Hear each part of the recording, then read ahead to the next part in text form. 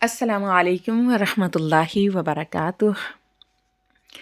نحمدہ ونصلی علی رسولہ الکریم، اما بعد فاعوذ باللہ من الشیطان الرجیم، بسم اللہ الرحمن الرحیم۔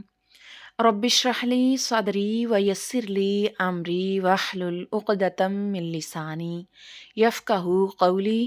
رب زدنا علما، رب زدنا علما، رب زدنا علما، رب یسر ولا تعسر وتمم بالخیر وبک نستعین۔ اللہم فقہنا فی الدین، اللہم فقہنا فی الدین، اللہم فقہنا فی الدین، آمین یا رب العالمین۔ جی تو پیارے بچوں، امید ہے آپ سب خیر و عافیت سے ہوں گے، صحت اور ایمان کی بہترین حالت میں ہوں گے۔ پیارے بچوں، آج ہمارا درس قرآن میں 3rd ڈے ہے۔ تو کل ہم نے متقین کے بارے میں پڑھا تھا، جو اللہ تعالیٰ کو بھی مانتے ہیں اور اللہ تعالیٰ کی بھی مانتے ہیں۔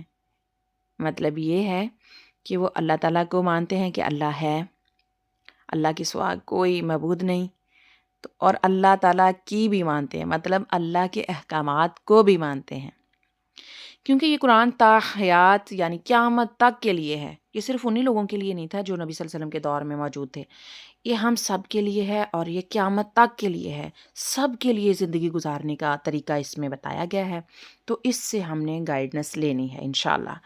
تو کل والے سبق میں ہمیں اللہ تعالیٰ نے متقین کے بارے میں بتایا تھا، ان کی صفات بیان کی تھی۔ متقین کے بارے میں آپ لوگوں کو ریوائز کروا دوں کہ وہ جو غیب پر ایمان لاتے تھے، یعنی وہ چیزیں جو نظر بھی نہیں تھی آتی، جیسے ہمیں بھی نہیں نظر آتی، ہمارا مکمل یقین ہے کہ اللہ تعالیٰ بھی ہے اور یہ اللہ تعالیٰ کی سچی کتاب ہے اور ہمارے پیارے نبی حضرت محمد صلی اللہ علیہ وسلم پر نازل ہوئی ہے۔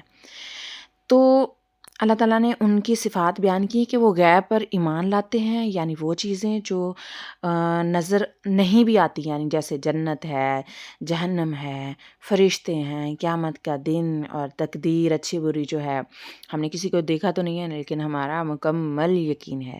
ہمیں اللہ تعالیٰ اور اس کے رسول کی خبر اور اللہ تعالیٰ کی کتابوں پر ہم مکمل یقین رکھتے ہیں، تو ہمارا مکمل یقین ہے۔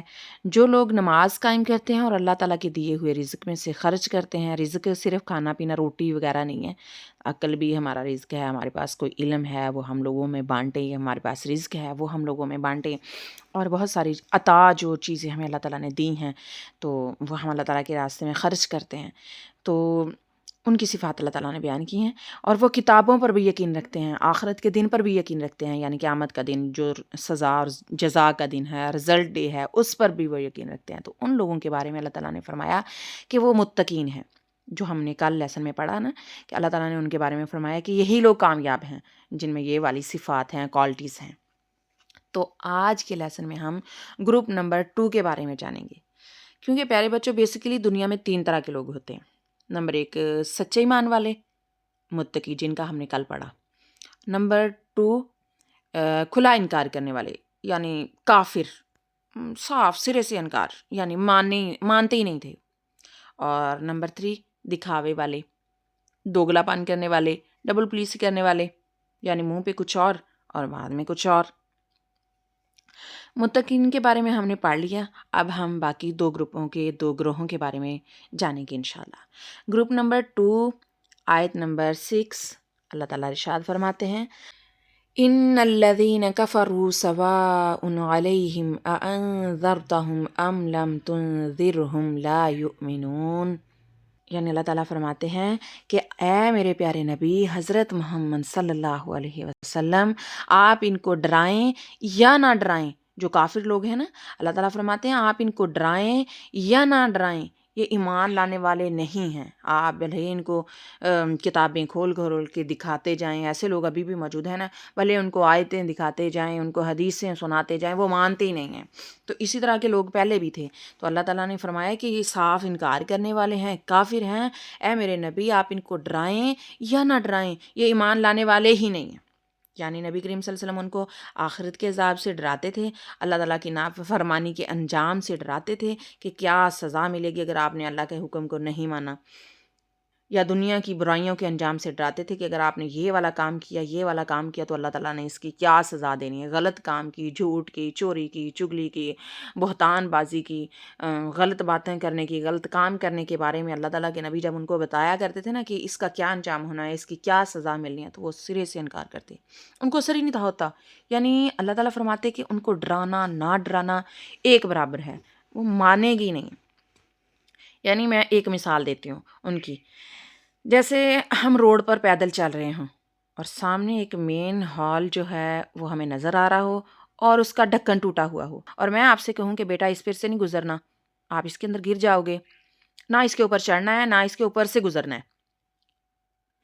تو آپ میں سے کچھ ایسے بچے ہوں جو مان لیں میری بات کو اور سائڈ سے گزر جائیں اور اس کے قریب بھی نہ جائیں، جبکہ دوسرے بچے ایسے ہوں جو انکار کر دیں کہ کچھ نہیں ہوتا بھائی، اور اس کے اوپر چڑھ جائیں، وہ مانے ہی نہیں کہ ایسے ہی بولا انہوں نے، تو اس کے اوپر چڑھ جائیں۔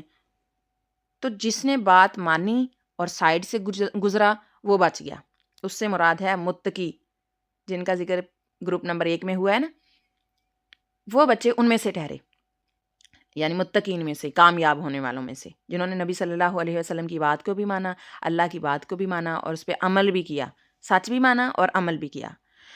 تو جن بچوں نے انکار کیا اور گڑھے میں گرے وہ گروپ نمبر 2 میں سے ہوئے، کافروں میں سے ہوئے۔ بیٹا مان لیں یا نہ مانیں، حقیقت تو حقیقت ہی رہتی ہے نا۔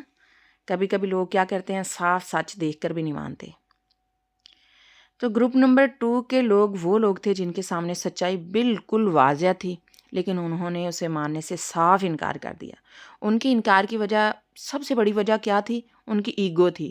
ایگو اور ایروگنس کی وجہ سے انہوں نے، تکبر اور انا کی وجہ سے انہوں نے اپنی پرانی عادتوں یعنی غلط عادتیں جو تھیں اور ان کی جو سرداری تھی وہ چھوڑنا نہیں چاہتے تھے، انکار ہی کر دیا انہوں نے نبی کریم صلی اللہ علیہ وسلم کی نبوت کو، اللہ کی قرآن کو انہوں نے تسلیم ہی نہیں کیا، مطلب سرے سے انکار کر دیا کہ مانا ہی نہیں ہے، مطلب ان کو لگا ہی نہیں کہ سچ ہے۔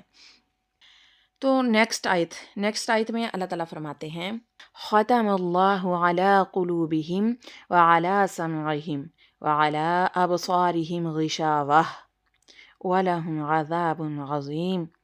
نیکسٹ آیت میں اللہ تعالیٰ فرماتے ہیں کہ ان کے دلوں پر اور ان کے کانوں پر اللہ تعالیٰ نے سیل لگا دیے، یعنی مہر لگا دیے، یعنی وہ لاکڈ ہارٹس والے ہیں، اور ان کی آنکھوں پر پردہ ہے اور ان کے لیے سخت عذاب ہے۔